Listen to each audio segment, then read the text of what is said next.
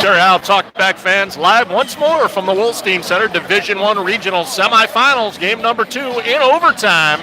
Minute 12 remaining. It is the St. Edwards Eagles clinging to a 71-68 lead over the Euclid Panthers. Pat, this one's been everything we anticipated and more, hasn't it? Absolutely. Obviously a little bit of controversy if you're the St. Edwards Eagles at the end of regulation. I thought it was good. We're going to obviously check the video when we get home. But I think they made the right call, and we play on. Eds has come out and done just enough right here to take the lead. Euclid seems a little bit out of sorts offensively right now. I think they're going to need to get a stop right and put something together offensively, move the ball a little bit better, and get some open looks that they were getting pretty much the entire game. St. Ed's will have the ball in front of, kind of in front of us here. Demetrius Terry will inbound, minute 12 to go in overtime. Terry gets it to Foster, Foster to Huffman. Huffman with Gavin Clark on him. Huffman mid-floor. Huffman gets it to Blatton's really had a big second half for the Eagles. He leads them with 21. Back to Huffman. Huffman down the lane. Kicks it back out, gets it to Ogle. Back to Huffman. 53 seconds to go. To Blatton, to Ogle, to Huffman. We talked about that Chicky Yoniker jersey in the stands. That's a little Coach Dean Smith's four corners, isn't it, Pat? Absolutely. Us at a certain age know exactly what it is when we see it. Yes. Grant Huffman is going to go line left here for a pair of foul shots. Only thing missing there was Matt Doherty. Yes. Huffman has 14, make it 15.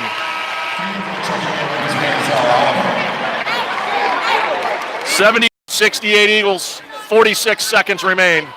Grant Huffman's going to get one more. Huffman sights it, shoots it, got a pair. Huffman with 16, and the Eagles lead by 5. You've got to be impressed with Huffman. I mean, every time we see him play, he's just absolute money. And as you talked about earlier, Pat, those St. Edwards guards go to the glass like few other we've seen all year. Gavin Clark's triple, no good. Rebound, Montori Foster. He's fouled. He's going to go to the line. 2 here, Pat, and it could be sayonara for the Panthers. Yeah, I don't think they have another miracle left in them at this point with 27.8 left. Montori Foster is going to shoot a couple here again, line left. He sights the first one, shoots it, got it. Montori Foster with 13, and the Eagle lead extends to 6. One more here, it's a 3-possession ball game. Foster sights, shoot, missed it, rebound Gavin Clark. 25 seconds remaining. Clark to Duckworth, Duckworth to Pryor. Pryor gonna let fly with a triple again. Got it! Reggie Pryor. I guess they're not dead yet, huh, Pat? Absolutely not. That left hand, I know I said Wayman Tisdale early, just because he's on the big side. I'll tell you right now, it reminds me of Chris Mullen. Sans the flat top. That's right. So that is a dozen for Reggie Pryor, actually 15 for Reggie Pryor. And it is 74-71, St. Ed's, 15.5 ticks remaining here in the Division I Regional Semifinal from the Wolstein Center at Cleveland State University. Hey, Captain Underpants, Gonna have to guess the Panthers want to foul right away. If you're Euclid, who do you go after here, Pat? Well, unfortunately, the Eagles shoot the ball pretty well from the charity stripe, so I don't think there's anybody really that you can kind of say, I would have to keep it. I wouldn't want to put Huffman on the line, I can tell you that. Right. But Blanton can shoot him too. Yeah. Absolutely. So the Eagles will break the huddle here. 15 and a half seconds remaining. 74-71.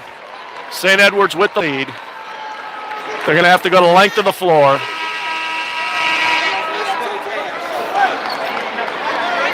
Demetrius Terry will inbound. I think smart move by Coach Quaz to have Mario Lacey Jr. defend the inbounder. Try to make this as difficult as possible to get it in. Inbound to Blatton, fouled right away. Actually call it away. They call the hold away from the ball. So Josh Ogle is going to go to the line for St. Ed's.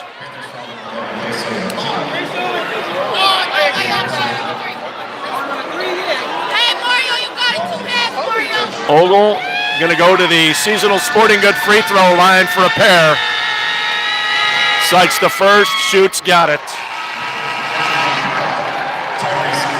Ogle's another lunch pail kid. You know, just comes and does his job every night. Yeah, that could describe just about every one of Coach Flan's kids. I've always said every guy knows his role. If he doesn't stay in the game very long. Well-coached team. They respond to each other and to their coach as well. Second foul shot for Ogle is good, and the Eagle lead is 5 at 76-71. 12 seconds remaining. Clark breaks across. Clark goes down the lane. Finds Tyrese Duckworth. They say he stepped out of bounds. 7.6 seconds remaining.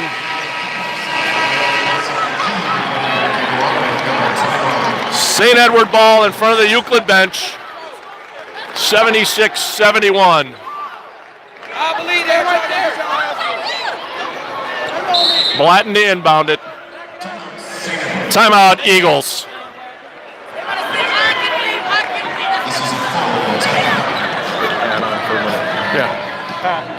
Join us for 1 minute. We are now going to be joined by Cleveland State 1986 run and stun Sweet 16 legend Pat Vianchik. Hardly a legend. In your own mind anyways, right, Pat? No, not at all. Pat, how are you, buddy? I'm great, Terry. How are you? Real good, thanks. Thanks for your good. help getting us here tonight. Oh, Appreciate sure. it. Yeah. No problem. So Glad you guys are here. What's impressed you the most by what you've seen out of either ball game tonight? Both teams really played hard. I'm a Euclid Panther grad, so very proud of those kids. I know many of them, and they're wonderful kids. They really represented Euclid High School well and played their hearts out and showed a lot of poise. They took it to St. Ed's, and I don't know if St. Ed's was really ready for that, but I'm also very close with St. Ed's. My son played there on the state championship team, and I have nothing but a ton of respect for Eric Flannery and the whole staff. So, it's going to be an interesting regional championship. It looks like, if St. Ed's gets the ball in bounds here, they'll probably eke it out. But, Coach Kwasniak's done a really, really good job with the Euclid Panthers this year. They've really come a long way under him. So, Pat, thanks for your time, buddy. Greatly my appreciate pleasure, it. Terry. My pleasure. So the Eagles inbound the ball, and there's a foul right away. 7.1 seconds remaining.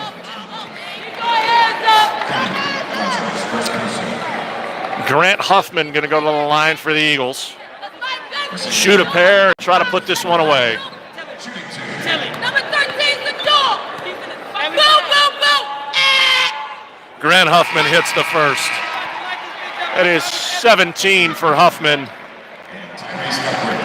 He's got one more foul shot coming here, line left. It's like one of those things, Terry. Every time you close your eyes and you can pencil them in for 17 and about 8 or 9 boards. He misses that one. Clark gets it across, long triple, no, rebound, Grant Huffman. And this one goes to the St. Edward Eagles. 77, the Euclid Panthers 71. We got some bonus basketball tonight as Reggie Pryor hit a triple at the buzzer to send this one to overtime. But the Eagles prevail. Leading scorers for Euclid, Gavin Clark led them all with 27. For St. Ed's, Devontae Blatton had 21. Grant Huffman had 17. So this sets up a regional final on Saturday afternoon at 2 o'clock here at the Wolstein Center that will feature the St. Edward Eagles, who will move forward at 18-8, and they will play the Green Bulldogs, 22-4, who had a very impressive victory in Game 1 against the Mentor Cardinals. Pat, real quick, what are you looking forward to on Saturday? I'll tell you what, Green impressed the heck out of me tonight, Terry. And, obviously every time we get to see St. Ed's play, they never disappoint. I think anybody that's going to make their way down here to CSU, to the Wolstein Center on Saturday, is in for a great ball game. I think it's going to be battle of the guards. I really do. I think the big men, similar to what happened there, the big men kind of took in the first game, at least the first half for Green.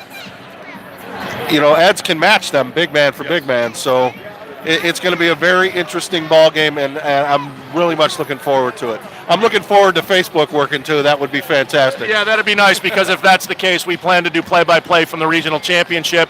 We will be at Friday night. We will be in Canton at the Civic Center for the Division II regional final, which will include the Villa Angela St. Joe Vikings, who were a 66-62 winner tonight over the Benedictine Bengals. So hopefully we'll get to see another Cleveland area team punch their ticket to Columbus. So this has been the Overtime Live Look-In on www.talkbackfans.com. We want to thank everybody who hung in there tonight, and hopefully things will be a little bit better for us